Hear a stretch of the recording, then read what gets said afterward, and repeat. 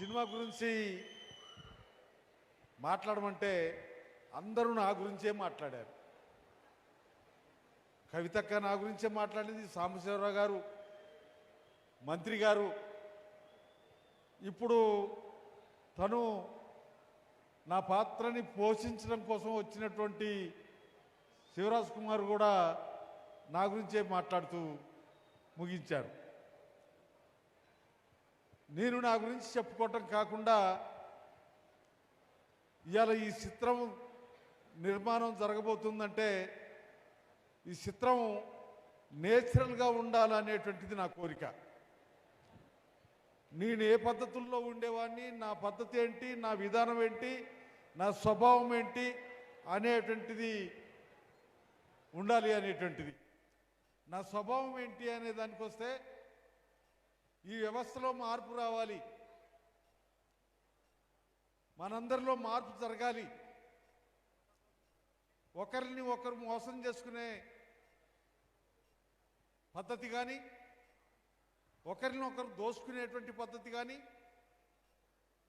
ఇక్కడ చిన్నోడు పెద్దోడు అనేటువంటి తేడా కానీ లేనటువంటి వ్యవస్థ కావాలని చెప్పి నేను కోరుకుంటున్న నా స్వభావం అది. ఇప్పటిదాకా దేశంలో, రాష్ట్రంలో, ఉమ్మడి రాష్ట్రంలో పేదోళ్ళకి ఏం కావాలి, వాళ్ళకి కావాల్సినటువంటి వాటి కోసం ఏం చేయాలి, ఆ చేతలు చర్యలు ఎట్లుండాలి అనేటువంటి పద్ధతుల్లో సిపిఐఎంఎల్ ప్రజాపంద పనిచేస్తూ వచ్చింది. ఆ ప్రజాపందలో ఉన్నటువంటి నేను ఇలా మీ అందరికీ ఓ గొప్పగా చిత్రీకరించి చూపించబోతున్నారు. ఇప్పుడు మాట్లాడినటువంటి వాళ్ళు కూడా నన్ను గొప్ప నాయకుడిగా మాట్లాడారు. నేను గొప్ప నాయకుని కాదు అని నేను అనుకుంటున్నా. సామాన్యుల్లో సామాన్యుని, సామాన్య ప్రజల కోసం ఆ ప్రజల్లో ఉండి ఆలోచిస్తున్నటువంటి వాడిని, అట్లా నన్ను చూడాలనేటువంటిది నా భావన. ఇలా ఈ చిత్రం నిర్మాణం జరిగిన తర్వాత ఈ సభకు వచ్చినటువంటి మీరే కాకుండా మన రాష్ట్రంలో, మన దేశంలో ఉన్నటువంటి ప్రజలందరూ చూసి ఆ మార్పుకి స్పందిస్తారని చెప్పి, ఆ మార్పుని అమలు చేస్తారని ఆశిస్తారని నేను కోరుకుంటున్నా, భావిస్తున్నా. ఇలా మనం అందరం ఎక్కడున్నాం, ఏం చేస్తున్నాం, జరుగుతున్నటువంటి పరిణామాలు ఏంటి అనే విషయానికి వస్తే మనల్ని పాలించేటువంటి పాలకులు, ప్రభుత్వాలు మనకు సాలినంత సౌకర్యాలు కల్పిస్తలేరు. మనకున్నటువంటి సమస్యలన్నింటినీ పరిష్కరించే స్థితిలో లేరు.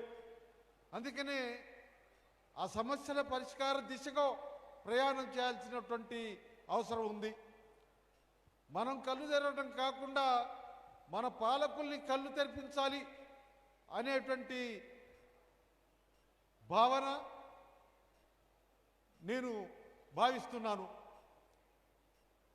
కళ్ళు తెరుచుకొని ఉన్నారా, మూసుకొని ఉన్నారా అనేటువంటి దానికి వస్తే ఎప్పటికప్పుడు గొప్పలు చెప్తున్నారు, హామీలు ఇస్తున్నారు. కానీ ఆ గొప్పలకి సంబంధం లేనటువంటి పద్ధతుల్లో హామీల్ని అమలు చేసే పద్ధతుల్లో లేరు అనేటువంటిది మనకందరికీ కనపడుతుంది. అందుకని ఈ సినిమా, ఈ పిక్చరు, ఈ చిత్రం దాన్ని చూపేబోతుంది అని నేను భావిస్తున్నా.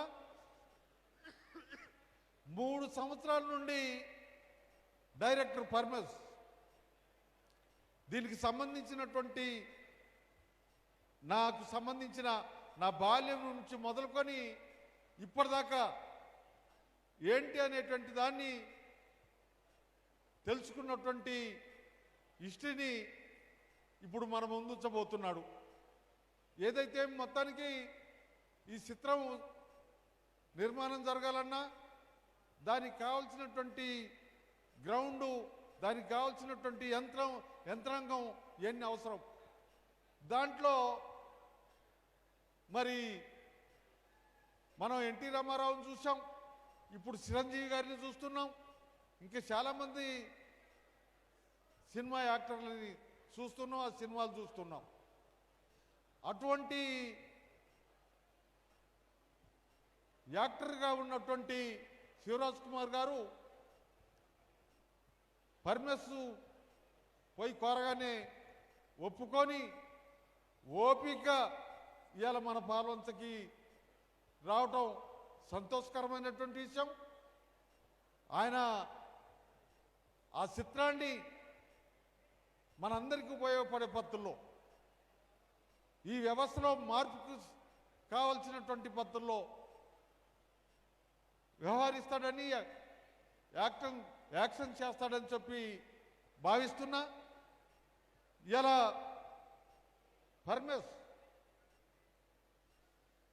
పర్మిస్ చాలా రిస్క్ తీసుకున్నాడు. ఆయన తీసుకున్నటువంటి రిస్క్ని ఇక్కడ మన పాల్వంచలో ఉన్నటువంటి సురేష్ రెడ్డి గారిని కూడా దింపాడు. మొత్తానికి సురేష్ రెడ్డి గారు, పరమేశు, శివరాజ్ కుమార్ గారు వీళ్ళు మన ముందున్నారు. ఇప్పుడు మన ముందుకి రాబోతున్నారు. మన ముందుకి వచ్చేటువంటి చిత్రం